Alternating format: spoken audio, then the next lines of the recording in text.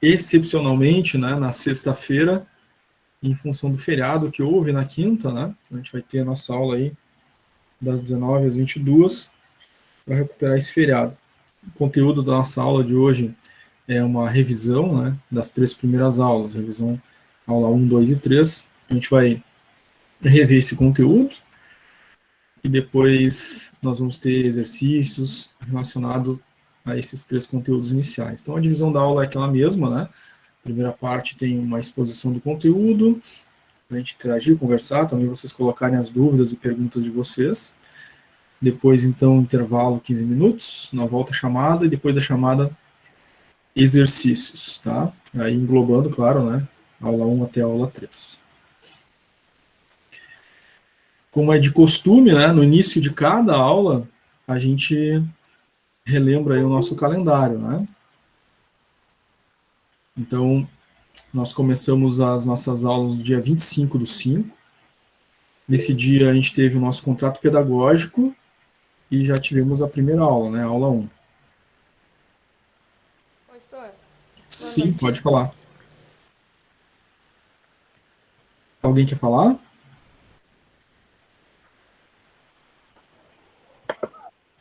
Eu queria saber, eu recebi um e-mail sobre a atividade avaliativa 1, que ela tinha sido cancelada. Tu sabe me dizer alguma coisa, me informar alguma coisa a mais?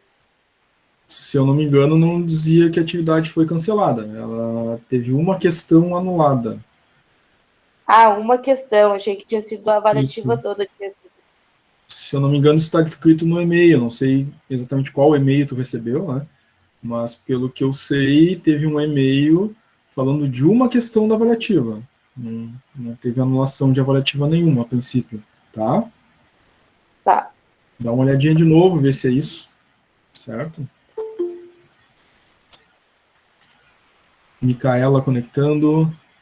Boa noite.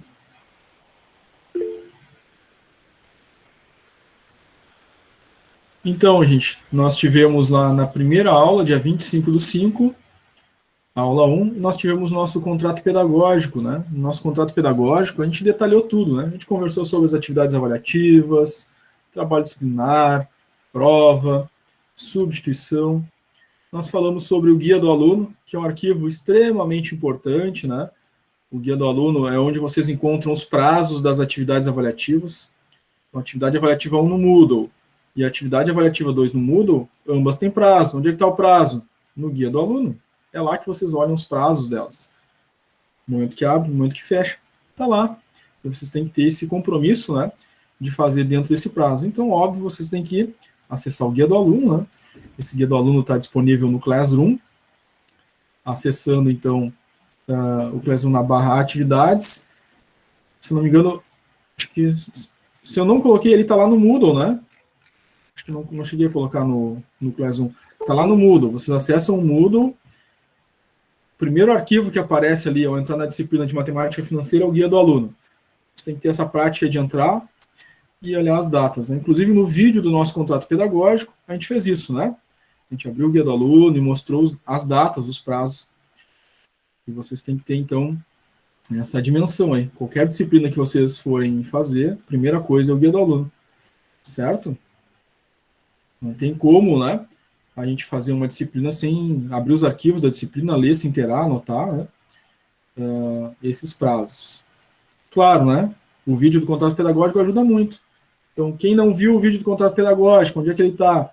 O vídeo do contrato pedagógico explicando tudo em detalhes está na aba atividades do Classroom, né, ali no tópico contrato pedagógico. Está ali o vídeo, foi 1 hora e pouco, né, a gente explicando, detalhando tudo. A gente abriu o Moodle, abriu o guia do aluno, mostrou onde estão as coisas, os prazos, está tudo lá. Se alguém não lembra, rever. Se alguém viu pela metade, rever também. Né? Se alguém não assistiu, tem compromisso de assistir. Já estamos na terceira semana aí, né? Na terceira semana, na quarta aula, né? Então já passou um tempinho aí, já possivelmente já teve um tempinho para ver isso, né? Então, dá uma olhada, tá? Uma prática comum aí de qualquer disciplina, tá? Olhar o guia do aluno e cumprir com os prazos que estão lá. Avaliativa 1, então, vale 2 pontos, e a avaliativa 2 também. Nós tivemos ali, além do contrato pedagógico, no dia 25, aula 1, dia 27, aula 2, Terça-feira passada, aula 3. No dia 3 foi feriado, e a gente está tendo aula hoje, né? Em função desse feriado. A gente vai revisar esses 3 conteúdos iniciais. Certo? Que compreendem, né? Elementos, conteúdos da atividade avaliativa. Tá? Essa atividade avaliativa, então, deve ser feita dentro do prazo que está previsto no Guia do Aluno. Se não me engano, né? Não me lembro exatamente da data, você tem que entrar lá no Guia do Aluno para olhar, mas deve estar no prazo ainda, tá? Na semana que vem, a partir do dia 8, a gente já entra na segunda metade da disciplina. Então, a gente vai ter no dia 8 a aula 4, no dia 10 a aula 5, no dia 15 do 6 a aula 6, e no dia 17 a revisão, né, desse outro conjunto de conteúdos da aula 4 até a aula 6. E aí vocês têm a atividade avaliativa 2 correspondente a esse conteúdo, tá? A partir do dia 8, da aula 4 até a revisão, vocês têm a atividade avaliativa 2 para fazer, então a gente vai estar vendo esses conteúdos, vocês vão ter um prazo, né, a avaliativa 2, para fazer, valendo 2 pontos, o prazo está no Guia do Aluno, tá? Então, tem que abrir o Guia do Aluno de novo, né, e olhar os prazos, e anotar esses prazos no caderno, né, ou estar ciente de ter que, né, abrir para olhar esse guia lá, seguidamente, para não estar perdendo os prazos.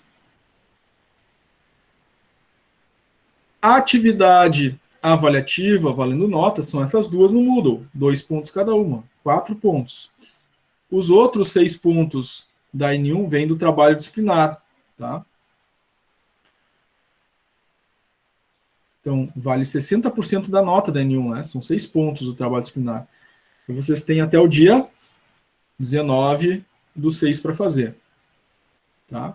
Então, já dá para fazer algumas questões já, né? Vocês já tiveram as primeiras aulas, então tem questões ali de juros que dá para fazer tranquilamente já no trabalho, né? Estamos evoluindo os conteúdos. Na aula passada a gente já viu rendas financeiras, então também já dá para fazer aquelas questões de rendas financeiras ali, algumas delas, né? Quando terminar o trabalho, vocês então entregam, né? Pode ser lá no dia 19, no último dia, ou qualquer dia antes, né? Caso vocês terminem com antecedência, tá? No dia 22 do 6, nós vamos ter uma revisão geral de todo o conteúdo, da aula 1 até a aula 6, mas bem focalizado em preparar vocês para a prova do dia 24, tá? No dia 22 do 6 tem aula ao vivo, 2 partes, da mesmo formato, e no dia 24 a prova. Dia 24 não tem conexão ao vivo. Dia 24 do 6, vocês têm apenas a prova lá no Moodle, tá? Valendo 10 pontos na N2. Um pouco antes das 19 horas, nesse dia, 24 do 6, é postado no Classroom as instruções de prova e o código da prova. Vocês vão ler, copiar esse código e às 19 horas acessam o Classroom.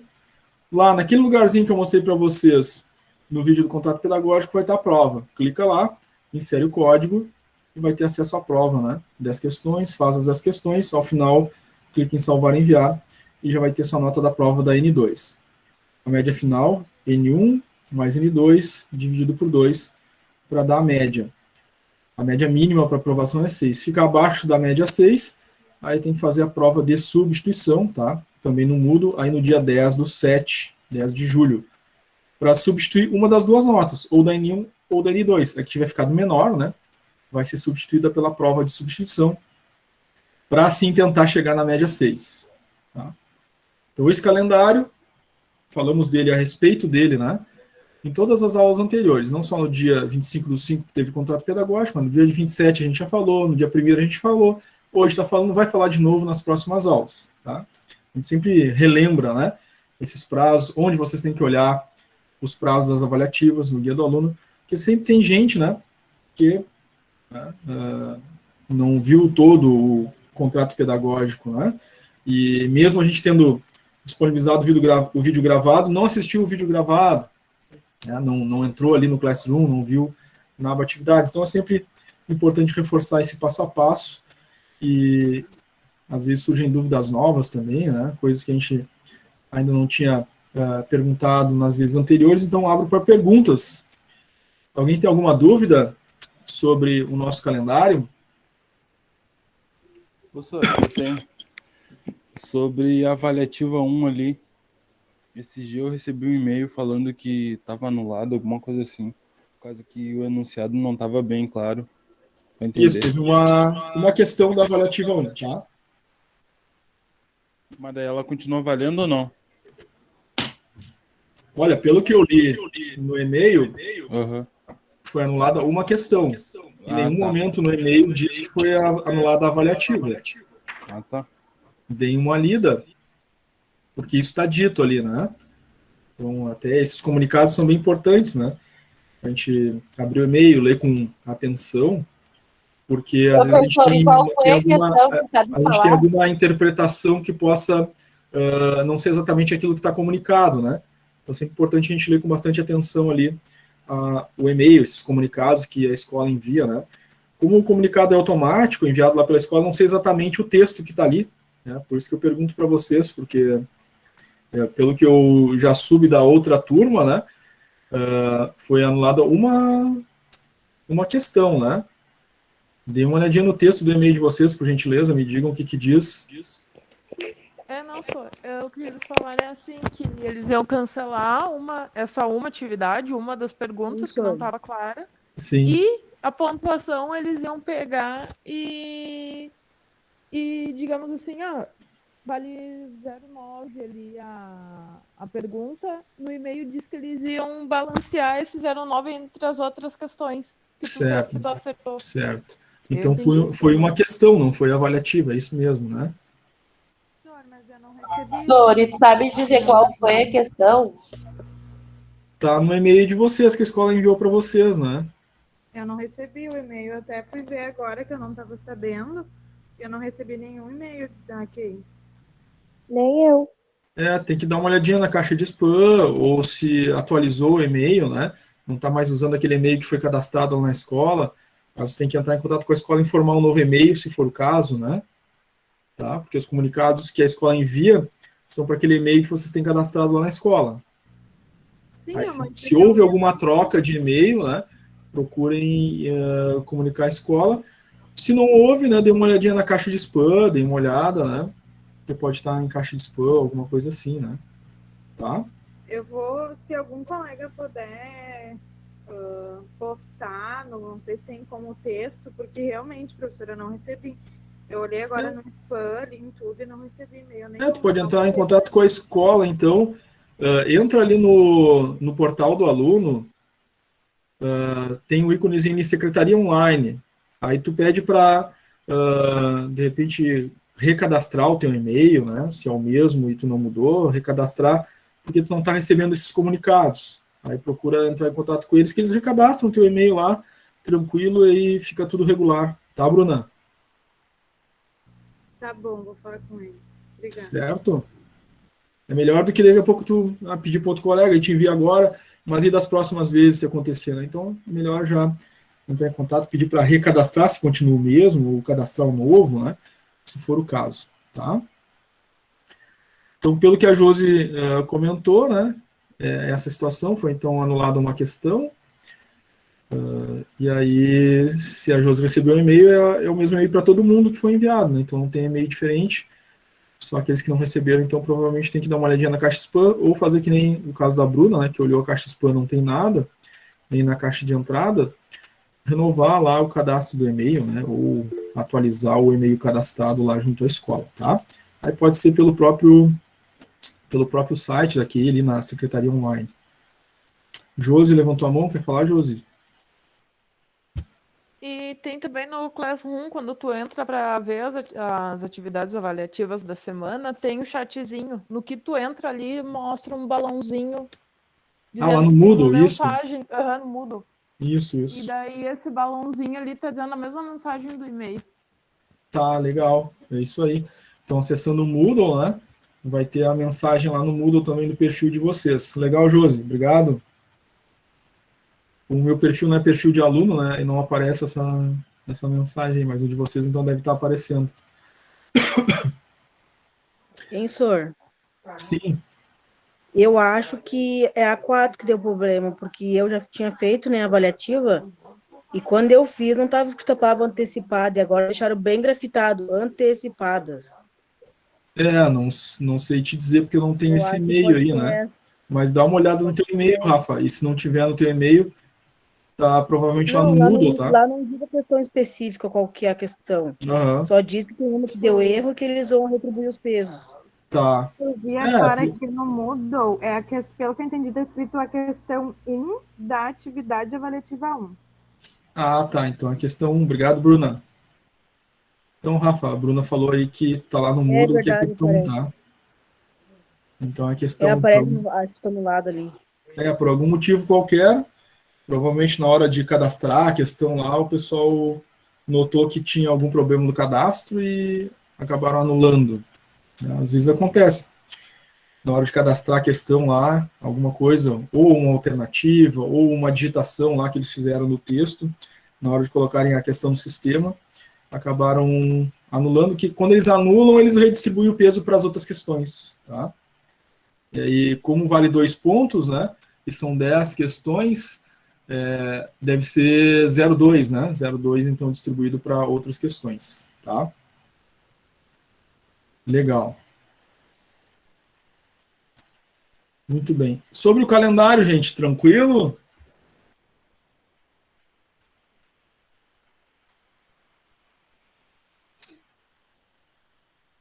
O calendário ok, né?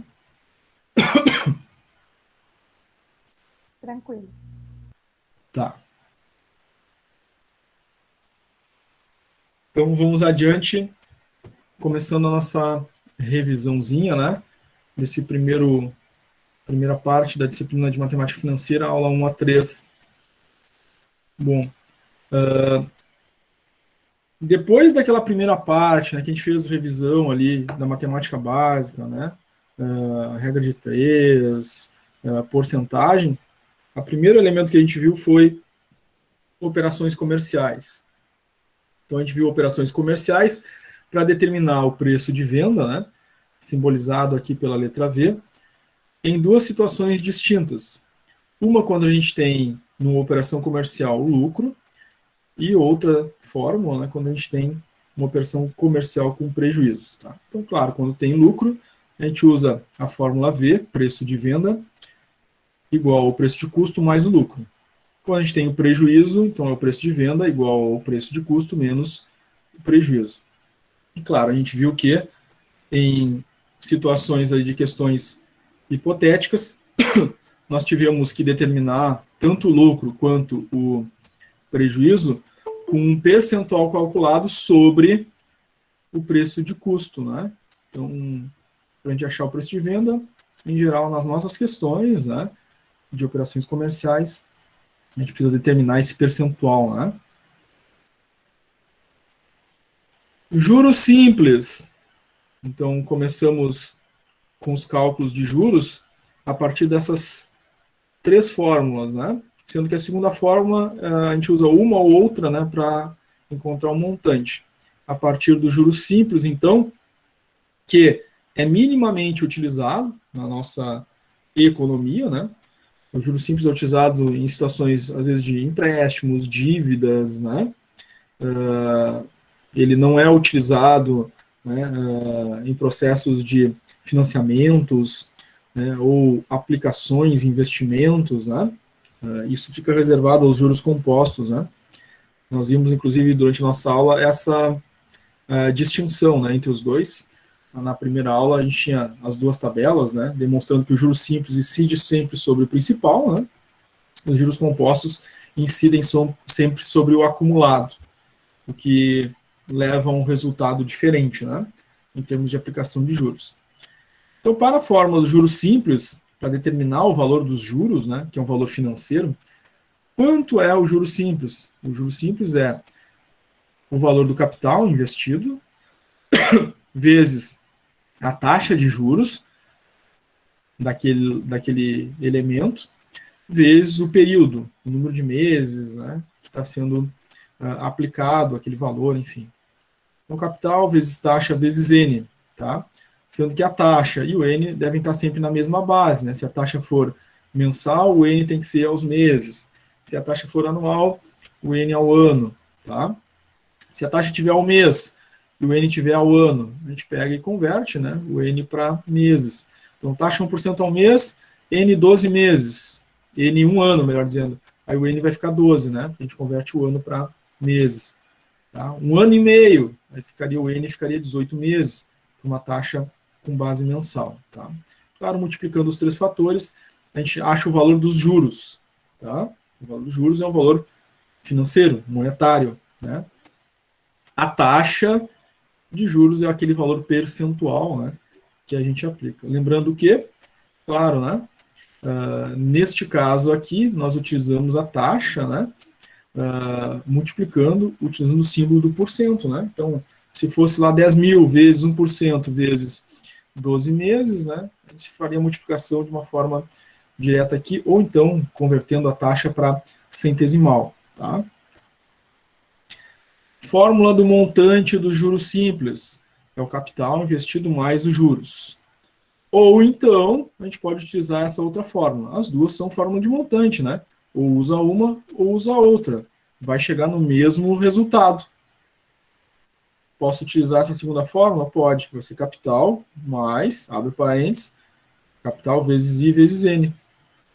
É a mesma fórmula, só que a gente está abrindo os juros, né? Vejam, é capital mais juros, né? A primeira fórmula. A segunda é capital mais juros também. O juros não é capital vezes I vezes N? É, né? Está aqui na fórmula, né? Então, só está sendo feito dessa forma aberta. Dá para aplicar uma ou a outra, como queiram, tá? Depois disso, nós temos as fórmulas isoladas do juros simples. Se eu quiser calcular só o capital, posso usar essa fórmula. Se eu quiser calcular só a taxa, posso usar essa fórmula.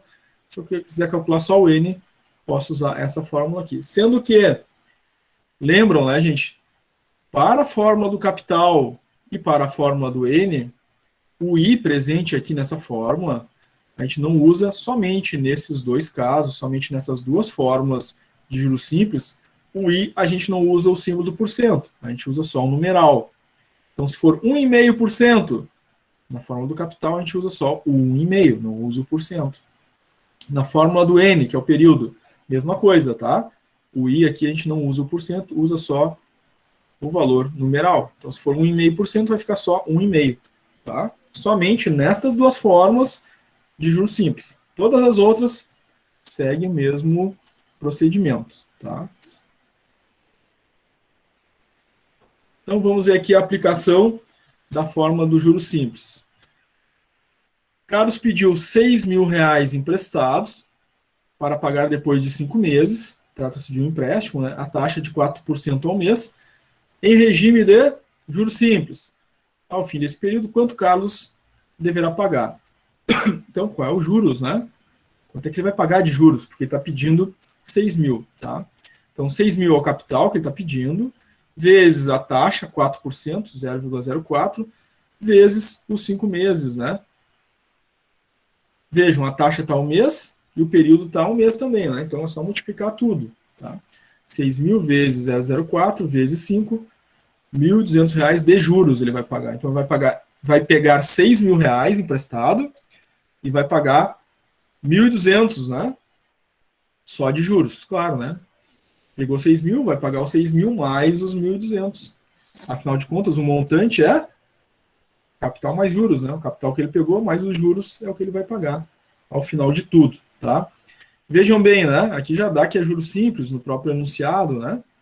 E, de fato, né, aqui se trata de um empréstimo, que é o mais utilizado, o juros simples. Tá? Dúvidas, perguntas nesse primeiro exemplo?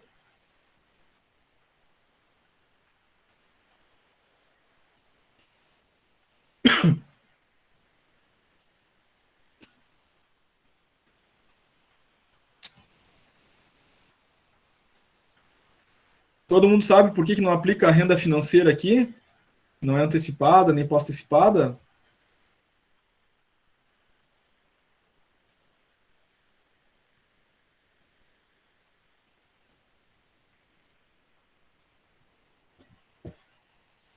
Na verdade, se aparecesse essa atividade em alguma avaliativa, daria para ficar em dúvida qual fórmula usar, né? Podia ser antecipada também. ou a pós-antecipada, porque os números cabem na fórmula. Mas não tem os termos, né? Para aplicar antecipada, não é no início do período? A pós-antecipada não é ao final do período? Não tem esses termos denunciados, né? Então essa é a distinção, tá, Analice? Tá bom. Certo? Então, eu estou lendo essa questão. Além de não ter os termos da antecipada, né? Que é no início do período ou com entrada. Nem na pós-antecipada, ao final do período sem entrada. Não tem esses termos aqui. Então já não é rendas financeiras. Além disso, né? No próprio enunciado, está dito aqui, né? Juros simples. Então já tiraria, né? Qualquer confusão. Mas se não tivesse dito aqui que é juros simples, mesmo assim não diz, né? Que é uma antecipada e uma pós-antecipada, não tem aqueles termos da antecipada e pós-antecipada, tá? Então, por isso se chega nessa fórmula, tá? Então é importante vocês perguntarem, né? Não ficarem com dúvida. Eu li aqui, mas como é que eu vou descobrir? Tem que perguntar, né? Se está com dúvida, tá? Muito bem, obrigado pela participação, Analice. Mas a tua dúvida, a tua pergunta, tenho certeza que ajudou os demais. Participem, tá, gente? Participem com as dúvidas e perguntas de vocês, que enriquece a nossa aula. Ajuda a todo mundo, né? Ajuda os colegas também. Juros compostos. Juros compostos, nós temos então 3 fórmulas, né? Juros compostos é conhecido como juros sobre juros ou capitalização, né? Ele incide sempre sobre o valor acumulado, né? Nunca sobre o principal. Aquele que incide sobre o principal é o nosso juros simples, né? E os juros compostos, como característica, né? Eles são utilizados em aplicações, né? Então, se a gente for pensar nas aplicações financeiras que existem no mercado, como letras de câmbio, LCA, LCI, RDB, CDB, Tesouro Direto, poupança, todos os tipos de investimentos vão acabar se utilizando de juros compostos, tá? Inclusive, as rendas financeiras são compostas, né? Só que para aplicar aquelas formas de rendas financeiras, a gente tem que ter aqueles termos, né, que a gente viu na aula de rendas financeiras, né? Antecipada, né, no início do período, né, ou com entrada, pós-antecipada, né, sem entrada ao final do período, o que ajuda a gente compreender o processo de aplicação lá são compostos também. Mas aqui, esses juros compostos são aplicados quando se trata de uma aplicação financeira e não tem aqueles termos, né? Início e final de período. É uma aplicação financeira ocorrendo, tá? Aplicação, investimento, enfim. Fórmula do montante para juro composto. Capital que multiplica, abre parênteses, 1 mais a taxa, fecha parênteses, elevado à potência n, né? A gente viu isso aqui durante as nossas aulas, vimos exemplos, fizemos exercícios. Juro composto. Os juros, o valor monetário, né, dos juros no juro composto é o montante menos o capital. Também vimos exemplos em aula, a gente fez exercícios, né, nessa aula de juro composto. O capital do juro composto é dado pela fórmula capital igual ao montante dividido por 1 mais a taxa, fecha parênteses, elevado à potência de n, tá? Então, relembrando, reforçando aquele aviso que a gente falou em todas as aulas, mas é sempre bom relembrar, né? O que eu não posso fazer aqui em relação a 1 mais i? Não posso somar um numeral com uma taxa percentual. Então, eu tenho que converter essa taxa aqui para numeral. Se for 1%, né? Convertendo vai ficar 0,01. Eu tenho que somar, né? Com o número 1, aí sim. 1,01 elevado à potência, ou seja, o número de períodos que for, tá? Então, sempre muita atenção a isso quando a gente se deparar com 1 mais i, de não somar o numeral com taxa. Então, falamos isso na primeira aula, demonstramos exemplos. Falamos isso na segunda aula, demonstramos exemplos. Falamos isso na terceira aula, demos exemplos, né? Justamente para vocês fixarem, né, isso. E a gente fez exercícios, né, os quais vocês só conseguiam chegar no resultado fazendo o procedimento correto, né, em cada uma dessas aulas iniciais, essas 3, né, aula 1, 2 e aula 3, tá? Inclusive, quem não, eventualmente, né, não conseguiu assistir tudo, de repente a conexão caiu em algum momento, né, o vídeo foi gravado, e está na íntegra disponível para vocês na barra atividades do Classroom. Está lá o vídeo da primeira aula, o vídeo da segunda aula, o vídeo da terceira aula, né? Todos eles foram gravados e disponibilizados para vocês ali no Classroom, na barra atividades, lá no tópico vídeos das aulas ao vivo. Inclusive o vídeo dessa revisão vai estar ali depois para vocês, tá? Sempre que vocês quiserem rever, reassistir, enfim. Um exemplo de aplicação. Quanto receberá de juros no fim de um semestre uma pessoa que investiu os juros compostos, a quantia de R$5.000, a taxa de 1% ao mês? Então aqui, gente, como é que a gente sabe que não aplica uma renda financeira? De novo, né, aquela pergunta da Analice ali, né? Aqui não tem, né? A gente não está dito aqui aqueles termos das rendas financeiras.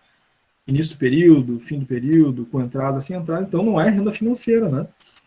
Então, o cálculo de juros ou é simples ou é composto. Bom, aqui já está dito, né? No próprio enunciado, lendo já está me dito aqui, né? Juro composto, tá?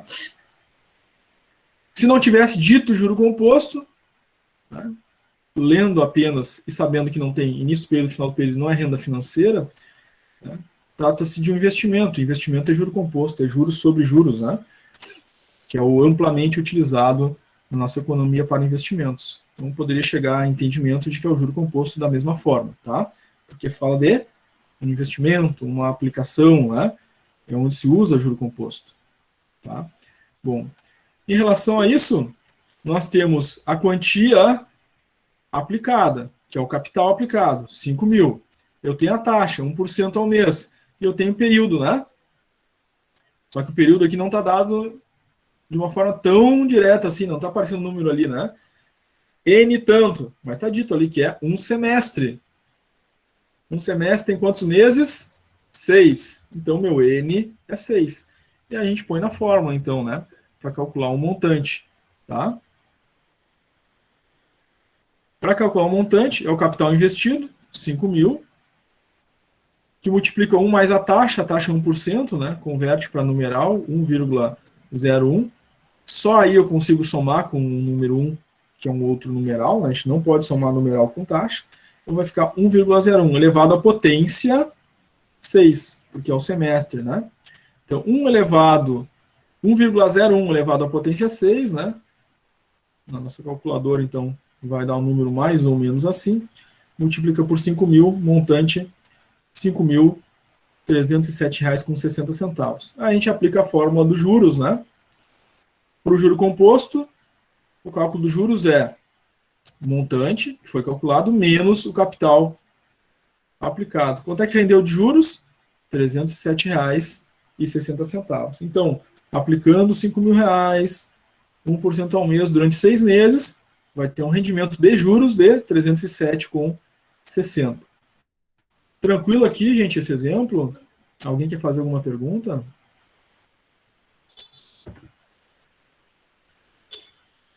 Tranquilo, senhor. Tranquilo? Fiquem à vontade, tá, gente? Sempre quiserem participar. Alguém levantou a mão? Josi? Quer falar, Josi? Eu ia dizer que quando eu estava fazendo as atividades de apoio da semana 1, teve uma pergunta que parecida assim com essa, mas não quer dizer que foi a mesma. Que eu só reparei que não era juros, porque não tinha realmente nada descrito em juros nela, que daí eu tive que fazer ela postecipada. Que daí que eu fui me tocar, porque eu estava fazendo em juros, estava fazendo como se tivesse, em vez de fazer postecipado, eu estava fazendo em juros e não estava acertando nunca.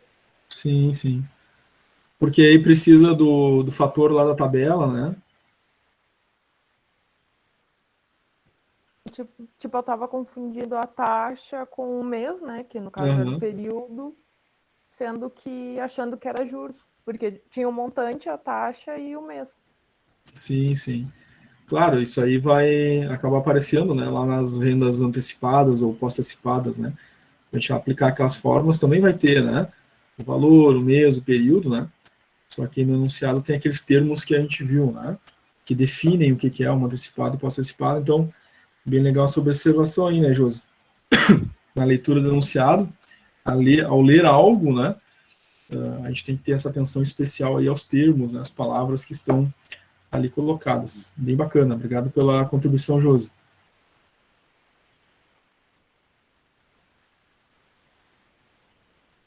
Vamos a mais um exemplo. Aqui a pergunta é, qual deve ser o capital? Já facilita bastante, né? Então, qual deve ser o capital? O que eu vou calcular? O capital. No sistema de juros compostos, facilitou também, né? Que é juro composto. A taxa de 4% ao mês gera um montante, está dado o montante aqui, ao final de 1 ano e 6 meses, meu N, né? Só que a taxa está ao mês, então tem que converter esse N aqui para meses, né? 1 ano tem 12 meses, mais os 6 meses dá 18 meses, né? Então ficou um N 18. E eu tenho que calcular o capital do juro composto. É só pegar a fórmula do capital do juro composto e substituir os valores, né? O montante, então, 12.154,90, está dado no enunciado, dividido por, abre parênteses, 1 mais a taxa. Aí, de novo, né? Não posso somar um numeral com um valor percentual, converte a taxa, então, para numeral, 4% fica 0,04. Somado, então, 1, vai ficar 1,04 elevado a N18. N18, então vai ficar 1,04 elevado à potência 18, vai ficar 2,0258 e assim por diante, né? O montante dividido por esse valor nos dará um capital de 6.000. Muito bem, né? Assim se chegou ao valor do capital no sistema de juros compostos, né? Então, a leitura é sempre muito atenta do enunciado, né? No enunciado, as palavras estão colocadas, né? Que nos ajudam a determinar a fórmula, né, do que se trata. Né? A gente não pode desconsiderar aquilo que a gente aprendeu até o momento, né? Então, quando eu leio o enunciado, vejo, ó, não é renda financeira, não fala em início do período, final do período, né? Não fala com entrada ou sem entrada, né? Então, não é renda financeira antecipada nem pós-antecipada. Falou em investimento, já sei, né? Então, que provavelmente é juro composto, mas aí facilitou mais ainda, né? Porque está aqui juro composto, né? E aí, pede o capital do juro composto, a aplicação da fórmula direta, tá? Claro que aquele arquivo que vocês têm lá, né, que é o arquivo de consulta de fórmulas, que também está lá no Moodle, mas eu também já tinha colocado para vocês ali no Classroom, é sempre muito bom, né, porque ele tem lá praticamente 95% das fórmulas, tudo ali, e as duas tabelas também lá das rendas financeiras, né, FAC e FVA, tá?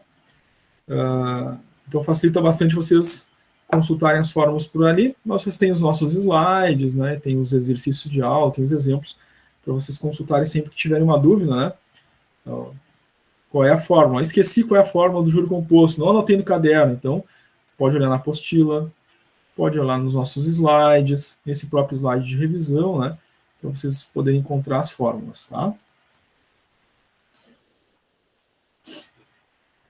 Antonielli perguntando o e-mail. É o mesmo e-mail que vocês acabam recebendo os comunicados do Classroom, tá, Antonielli? É luciano.silveira@ki.edu.br, tá? É o mesmo que vocês recebem os comunicados do Classroom, certo? Vou colocar aqui no chat, acho que fica mais fácil para te copiar, acho.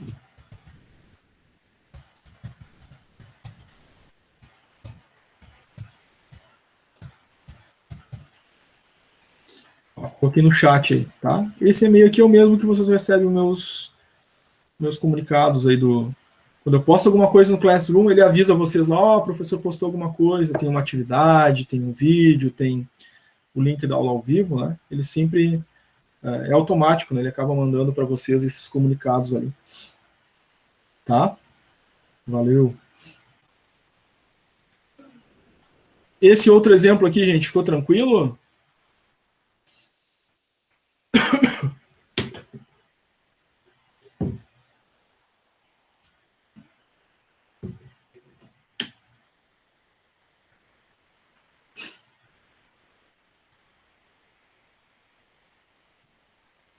Muito bem. Vocês não têm nenhuma dúvida, nenhuma pergunta, né? Acredito que está tudo certinho em relação ao juro composto, né? O João colocou tranquilo lá no chat. Legal, João.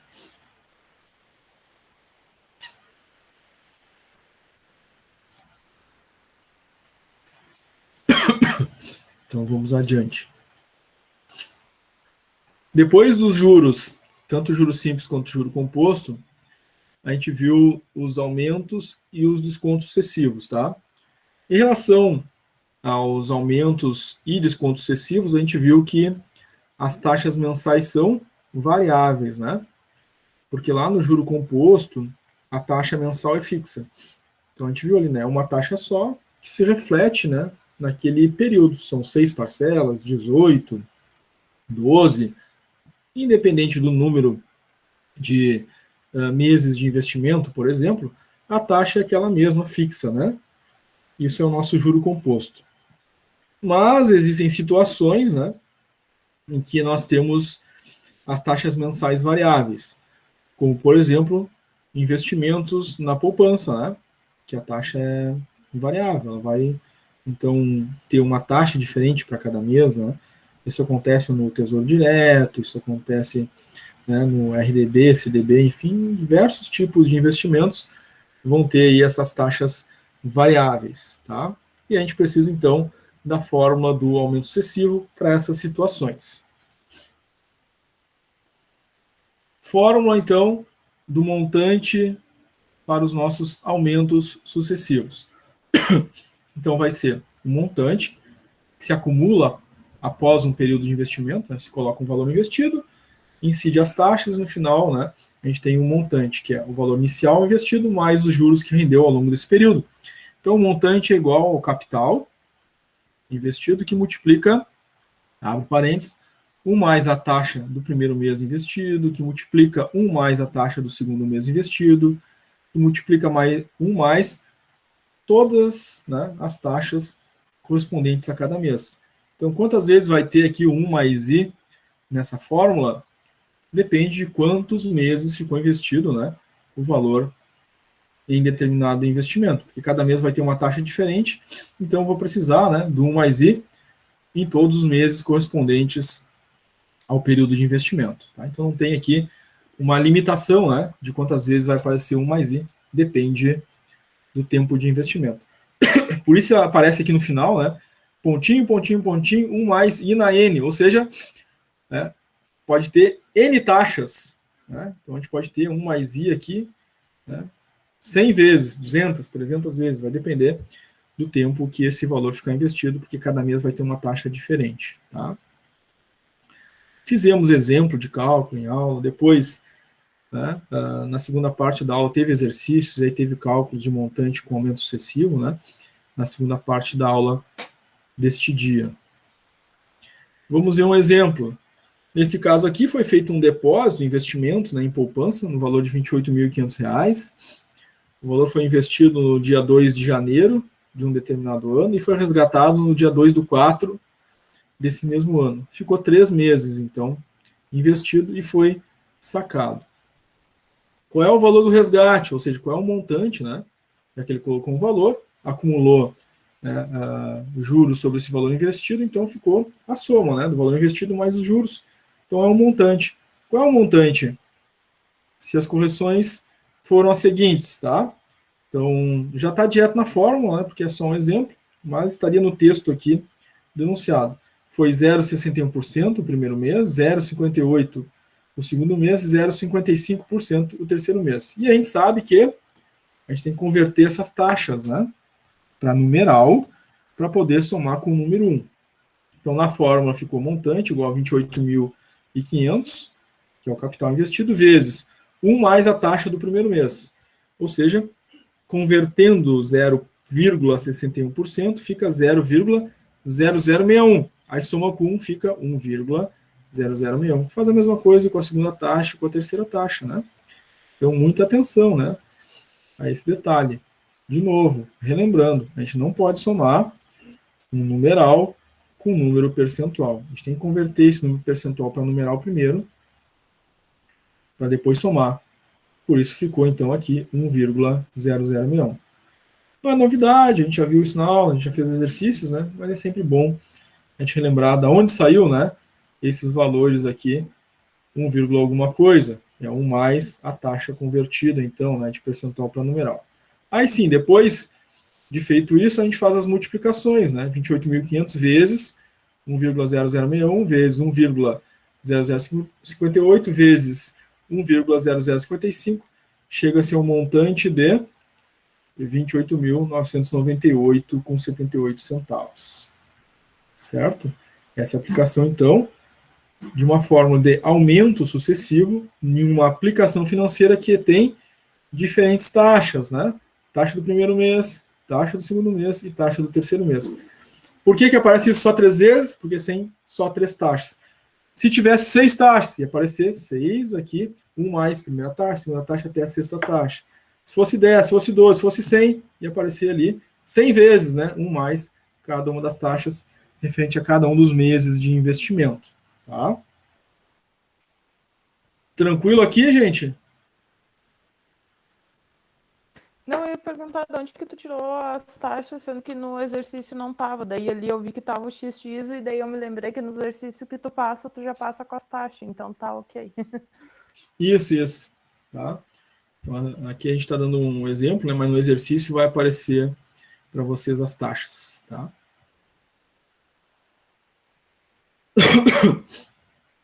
Muito bem, gente. Então vamos adiante. Descontos sucessivos. Tá? No caso dos descontos sucessivos, a gente também tem diferentes taxas, né? Então a gente precisa aplicar essas diferentes taxas referente às antecipações de pagamentos que possam configurar desconto, ou então, né, em operações de compra em que sejam ofertados descontos cumulativos. Tá? E a gente usa, então, a fórmula dos descontos sucessivos para isso. A gente viu, é claro, né, isso em aula, teve exemplo durante a aula, depois, na segunda parte, teve exercícios para vocês fazerem sobre os descontos sucessivos. Então, vamos revisar também a fórmula. A fórmula do desconto sucessivo é o L. O L é o nosso valor líquido a pagar, ou seja, depois dos descontos, né? Quanto é que eu vou pagar de fato? É o L, tá? O N é o valor que está sendo tomado emprestado, é a dívida inicialmente, né? E aí depois a gente multiplica por 1 menos a taxa que está sendo descontada, né, frente às antecipações de pagamentos, né, ou frente aos descontos ofertados naquela relação comercial. Então, muita atenção, né, nos descontos excessivos, é 1 menos a taxa, tá? Porque está sendo feito o desconto da taxa. Quantas vezes vai aparecer aqui o N, né, que é o valor nominal, vezes 1 menos a taxa? Depende de quantas antecipações de pagamento estão sendo feitas ou quantos descontos estão sendo concedidos. Então, se for 10 prestações que estão sendo antecipadas, vai aparecer aqui 10 vezes, 1 menos I, 1 menos I, 1 menos I, 1 menos I, N vezes. Tá? Então, se for feito o desconto de alguma operação comercial, né, com descontos cumulativos, que nem a gente viu durante as aulas, às vezes aparece menos vezes, né? 1 menos I, 1 menos I, 1 menos I, se tiver 3 descontos sucessivos ou 2 descontos sucessivos dessa operação de compra. Tá? Agora, se for um financiamento, um empréstimo que está sendo antecipado, a gente pode ter um número de parcelas maior, né, a fim de serem antecipadas, a fim de serem concedidos esses descontos da antecipação. A realidade aqui no desconto excessivo é que eu tinha um valor inicial, que eu estaria pagando, né, o N, e vou pagar menos, né, que é o valor líquido aqui, que está sendo concedido esses descontos. Então, o L é sempre menor que o N. Tá? O valor do desconto, a gente viu também essa fórmula durante a aula, né? O desconto é o valor nominal menos o valor que de fato eu estou pagando. A diferença entre eles vai ser o desconto que foi concedido de fato, né, em valor monetário. Tá? Então vamos a um exemplo. Nós temos aqui uma dívida no valor de 15 mil. Ela foi paga, né, 4 meses antes, então foi antecipados os pagamentos, né? Foram 4 pagamentos antecipados. Significa que eu vou ter o desconto, né, das taxas desses 4 meses que eu estou antecipando. Já que eu não vou pagar lá na frente, então não preciso pagar aqueles juros lá, né? Então, antecipo, eu tenho esses descontos desses juros, tá? Então, no exercício, né, as taxas vão ser dadas junto ao enunciado. Aqui já está direto, né? Então, o desconto do primeiro mês é 1,5%, o desconto do segundo mês, 1,8%, o desconto do terceiro, 1,6%, e o desconto do quarto mês, 1,4%. Então, a gente põe na fórmula, né? O L é o valor que de fato eu vou pagar, que eu quero descobrir. O valor que eu tinha tomado emprestado, né? 15 mil, vezes 1 menos a primeira taxa, vezes 1 menos a segunda, até a quarta taxa. Sendo que, de novo, né, eu não posso fazer soma do numeral com taxa, nem subtração, né? Então, numeral menos um percentual não posso fazer. Então, tem que converter esse percentual primeiro, né, para numeral, para depois fazer a operação. Então, 1,5% é 0,015. Aí sim, eu faço 1 menos 0,015, chega-se então a 0,985. A mesma coisa com relação à segunda taxa. Não posso fazer 1 menos 1,8%. Então, converto, né? 1,8%, dividindo 1,8 por 100, dá 0,018. 1 menos 0,018 dá 0,982. Aí faço a mesma coisa para as outras taxas. Tá? Aí é simples, né? Multiplica todos os fatores, 15.000 vezes cada uma, né, das soluções dos parênteses, chega-se a um valor líquido efetivamente pago de R$ 14.077,03. Então, a dívida inicial era 15.000. Após ter o desconto das taxas, vou estar pagando de fato 14.077,03. Qual é o valor do desconto? É o valor que eu iria pagar, né, se não antecipasse os 15.000, menos o valor que foi pago com um desconto, 14.077,03. Quanto é que deu de desconto, então? Quase R$1.000, né? R$ 922,97. Foi um bom desconto, né? Por ter antecipado aí 4 pagamentos. Tá? Pessoal, sobre a aplicação da fórmula, então, do desconto sucessivo. Ficou tranquilo? Tudo entendido? Deu para relembrar aí das nossas aulas? Sim. Legal. Muito bem. Então, até o momento, a gente viu as operações comerciais, né? Onde a gente aplica, então, para calcular o preço de venda quando tem lucro, preço de custo mais L. Quando tem prejuízo, o preço de venda é o preço de custo menos o prejuízo. A gente viu as fórmulas de juros simples, tá? Para calcular os juros é capital vezes taxa vezes N, para calcular o montante, capital mais juros.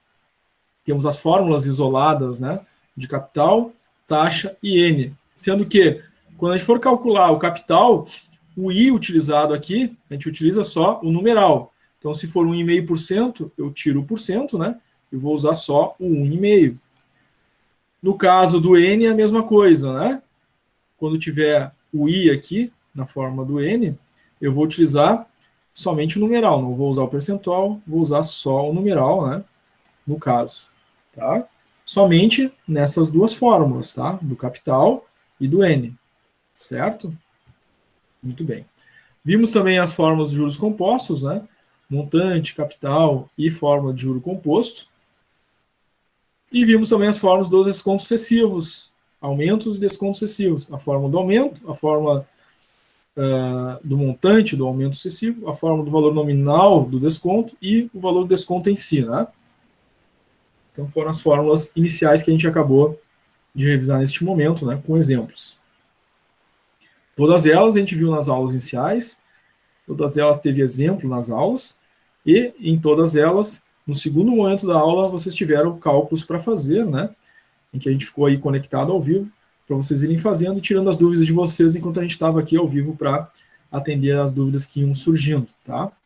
Alguns tiveram dúvidas, né, outros não apresentaram dúvidas, mas a gente sempre esteve conectado para atender as dúvidas no segundo momento na realização dos exercícios, né? Muito bem. Tivemos também, lá na nossa aula de número 3, as rendas financeiras, tá? Rendas financeiras 1, que nós tratamos as rendas financeiras antecipada e pós-antecipada, né? E para as rendas financeiras 2 ficou a diferida, que a gente vai ver na semana que vem, né? Nós já iniciamos, né, essa aula 3 com esse quadro mesmo, né? Para identificar quando é que a gente aplica uma antecipada e quando é que a gente aplica uma pós-antecipada. E a gente viu que na antecipada, no enunciado, a gente encontra os termos com entrada e no início de cada período. Ou um, ou outro, ou talvez os dois no mesmo enunciado. determinando, então, o conjunto de fórmulas que a gente vai utilizar. E a gente viu durante as aulas, né, que a antecipada tem 4 fórmulas, né? A gente tem uma fórmula de montante, uma fórmula de valor atual, uma fórmula de R quando é investimento e uma fórmula de R quando é operação comercial. A pós-antecipada é a mesma coisa, né? A gente viu os termos que definem que a gente vai aplicar uma pós-antecipada, uma daquelas 4 fórmulas da pós-antecipada. Quando a gente tem no enunciado, então, o termo sem entrada, ou então o termo ao final de cada período, se não quando os dois também estão juntos no mesmo enunciado, determinando que é uma pós-antecipada. Na pós-antecipada, a gente tem forma de montante, a gente tem forma de valor atual, e a gente tem forma de prestação. O R quando é um investimento e também tem a forma do R quando é uma operação comercial. Então, em ambas tem 4 fórmulas, né? Sendo que a gente sabe quando aplicar cada uma por causa dos termos que aparecem no enunciado. Essa terceira renda financeira, a gente vai ver na semana que vem, né? A gente já falava lá naquela aula, na aula 3, que essa vai ser bem fácil, porque no enunciado sempre vai ter a questão da carência, né? Fácil de identificar ela, tá? Muito bem. Vimos que para os cálculos das rendas financeiras é importantíssimo o uso das tabelas, a tabela FAC e a tabela FVA, tá? Essas duas tabelas, vocês encontram elas não só na apostila, mas naquele arquivo, né? Material de consulta de fórmulas, tá? Não tem como fazer rendas financeiras sem usar essas tabelas. Claro que o arquivo em PDF facilita bastante para vocês, porque vocês conseguem dar o zoom, né?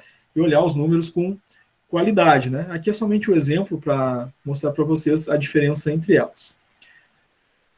A tabela do fator de acúmulo de capital, FAC, ela é utilizada quando se tratar de aplicações e investimentos, né? Vai gerar um montante, um resgate. Então, a gente tem 4 fórmulas, né? Tanto na antecipada quanto na pós-antecipada, mas a gente viu que 2 fórmulas vão ser de investimento e 2 de operações comerciais. Então, quando é que eu utilizo essa tabela FAC? Quando se tratar das fórmulas de investimento, que tem lá, então, o FAC, fator de acúmulo de capital. Então, até um raciocínio bem lógico é, quando é que eu aplico as fórmulas de investimento? Quando acumula capital. Então, aí, o raciocínio é tabela FAC, fator de acúmulo de capital, só acumula capital quem investe. Então, falou de investimento, a aplicação financeira vai resgatar um montante, tabela FAC. Falou em operação comercial, né? Empréstimo, financiamento, compra, venda de um produto. Aí a gente está falando, então, da tabela FVA, fator do valor atual. Neste caso, então, quando há uma compra, venda, aquisição, financiamento, né? A gente quer saber o valor à vista, a gente utiliza a tabela FVA. Tá? Em ambas, né, a forma de achar o fator é a mesma. Então, aqui, nessa linha, né, horizontal, nesse cabeçalho, nós temos as taxas de 0,5% e 0,5%. Então, aqui na primeira é 0,5%, 1%, 1,5%, 2%, 2,5%, 3%, 3,5%. E assim por diante, de 0,5% e 0,5%. Na vertical, nós temos aqui N períodos. O N vai do 1 até o 24. Até lá embaixo, até o 24. Tá?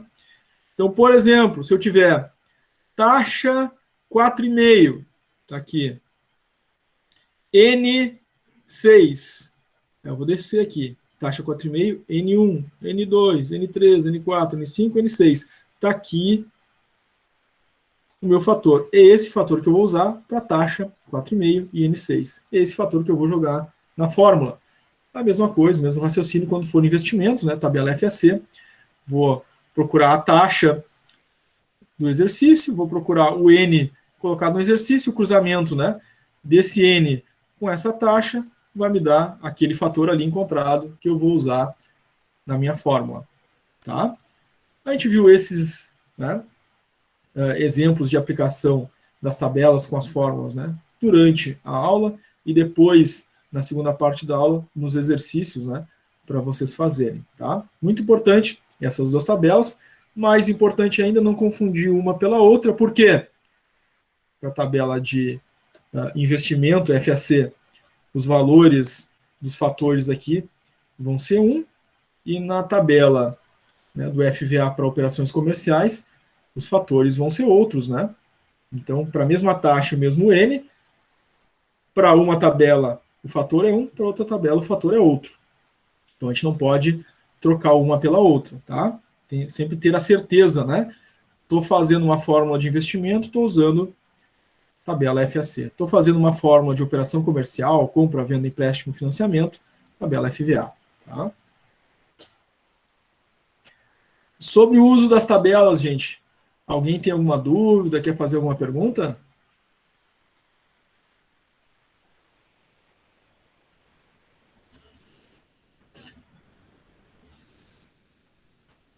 Tranquilo? Tá tranquilo, Sam. Legal, João. Maria Ribas colocou tranquilo ali também no chat. Legal, Maria. Muito bem, então, gente. Então, a primeira coisa que a gente viu para diferenciar as fórmulas, né, foram esses esquemas, né, lá na aula 3, para a gente, então, claro, primeiro saber que é uma antecipada, os termos no início do período com entrada, né, já determinam que é uma antecipada e, portanto, será o uso, né, de uma dessas 4 fórmulas aqui. Mas quando é que eu uso essas 2 primeiras fórmulas? Quando se trata de investimento, aplicação. Quando é que eu uso essas outras 2 fórmulas de baixo? Quando é operação comercial, compra, venda, aquisição. Então, primeira coisa, é no início do período com entrada, são essas 4 fórmulas. É investimento? É as 2 primeiras. É compra, venda, financiamento? É as outras 2 de baixo. Tá? Bom, se é investimento, vou utilizar a tabela FAC, e no enunciado vai me pedir, né? Calcule o montante, vou usar a fórmula do montante. Ou então, calcule o valor, né, que é depositado mês a mês, né, para chegar nesse investimento, esse valor total, é o R. Tá? E vejam que ambas as fórmulas, né, como se trata de investimento, utiliza a tabela FAC. Quando for uma operação comercial, compra, venda, financiamento, quando é que eu sei que eu vou utilizar a fórmula do C? Quando pedir o valor atual, o valor à vista. Quando é que eu vou utilizar o R, né?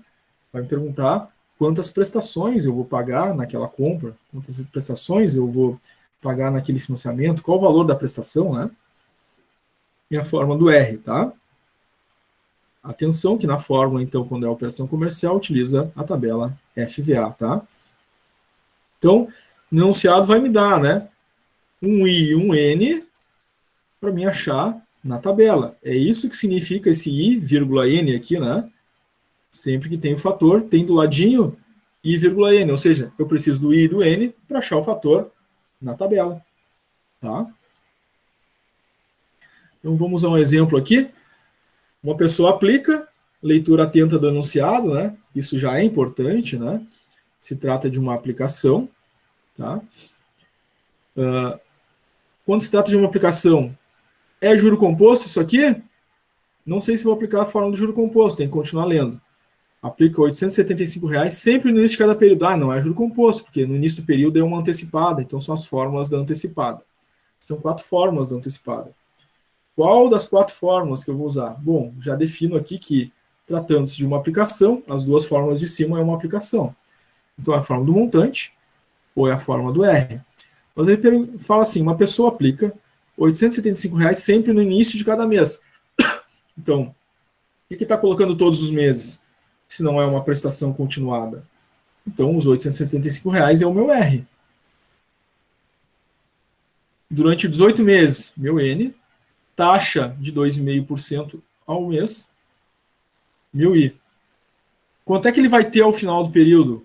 Ou seja, quem investe acumula, né? Ele vai ter um montante no final do período. Então, a fórmula do montante. Das 2 fórmulas de cima da antecipada, que é a aplicação, o R já está dado anunciado, sobra um montante, então vou calcular o montante.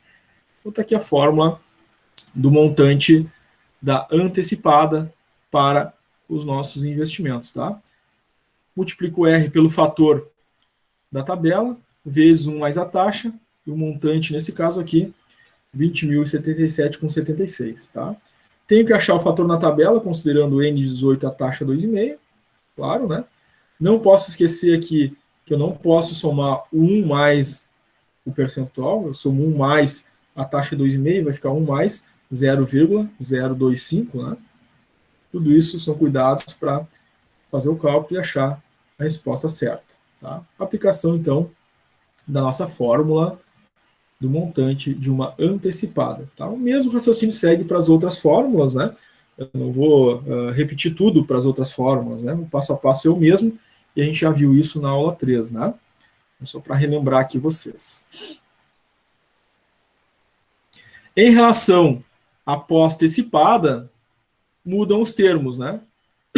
Quando é que eu sei que eu vou usar essas 4 fórmulas, que são as 4 fórmulas da pós-antecipada? Quando no enunciado falar ao final do período sem entrada. E são essas 4 fórmulas aqui. Dessas 4 fórmulas, como é que eu sei que eu vou usar essas 2 fórmulas de cima? Quando falar em aplicação, investimento, vai ter um montante a ser resgatado. Então eu vou usar uma dessas 2 fórmulas de cima. Vejam que elas usam, né, a tabela FAC, acúmulo de capital, só acumula capital que investe. O enunciado vai me pedir ou o montante ou o valor que está sendo depositado mês a mês, né, nesse investimento. Então, quando pedir montante, o valor que vai ser acumulado é o M, e quando pedir a prestação que está sendo depositada é o R. Tá? Usa a tabela do fator de acúmulo de capital, é investimento. Quando é que eu uso as 2 fórmulas de baixo? Quando for uma operação comercial, uma compra, uma venda, um financiamento, por exemplo. Aí eu utilizo a tabela FVA. Vejam que as 2 fórmulas, né, utilizam a tabela FVA. Ou eu vou calcular o valor atual, o valor à vista, C, ou então a prestação que está sendo paga nesse financiamento, ou nessa compra, né? E é o R, então, do valor de uma compra, né, parcelada, ou de um financiamento que está sendo pago. Certo? Um exemplo.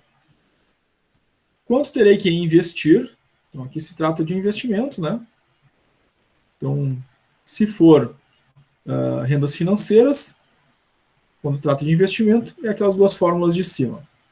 Quanto terei que investir mensalmente, sempre ao final de cada período? Então, está aqui, sempre ao final de cada período. É só ler isso aqui, não precisa estar nem sublinhado, né? Falou em final do período, é pós-antecipada. É o termo que a gente conversou já, né, durante as nossas aulas. Então, é um investimento e é ao final do período. Então, é as 2 fórmulas de cima de uma pós-antecipada. Qual delas? Temos que continuar lendo, né? Durante 8 meses, para resgatar 50 mil. Ele quer resgatar 50 mil. Então, ele quer resgatar esse montante. O que sobra para calcular? O R. Então, é a fórmula do R de uma pós-antecipada. Tá? O N é 8, o montante é 50 mil e a taxa é 6% ao mês. Aplica a fórmula do R, então. O montante, 50 mil, dividido pelo fator da tabela para nossa taxa 6, né? E o período, o N, né? Correspondente a 8 meses. Tá? Muito bem. É isso, gente. Essa é a nossa revisão. Antes de entrar em intervalo, né? Pergunto para vocês. Alguém quer fazer alguma pergunta? Ficou com alguma dúvida? O que acharam aí da revisão? Tranquilo? Deu para relembrar tudo? Quem tinha esquecido de alguma coisa, lembrou agora?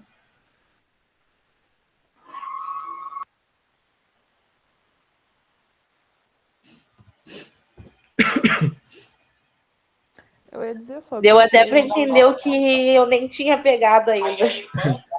Legal, foi importante a revisão então, né? Bacana, legal, Gabriele.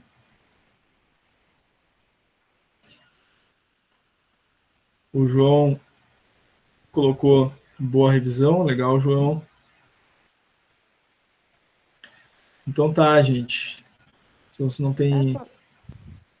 Só eu ia dizer que os juros compostos eu tinha achado um pouquinho mais difícil, mas a revisão já ajudou um pouquinho. Bem mais fácil. Obrigada. Legal, Josi, valeu.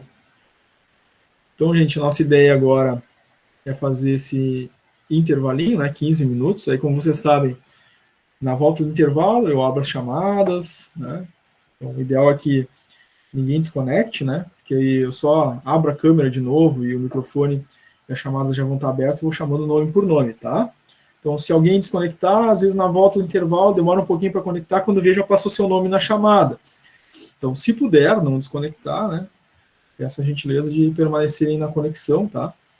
Porque facilita bastante o nosso processo de chamada, certo? Depois da chamada, nós vamos ter exercícios dessa revisão. Então, exercício de juro composto, juros simples, rendas financeiras, né? Vamos fazer vários exercícios, tá? Até o final da noite. Se a gente terminar, né? Provavelmente deve terminar ali antes das 10, né? Até 10 minutinhos antes, aí os 10 minutinhos finais ficam em geral para dúvidas e perguntas que possam surgir, tá? Agora, meus são 20, 16, 20, 31, então.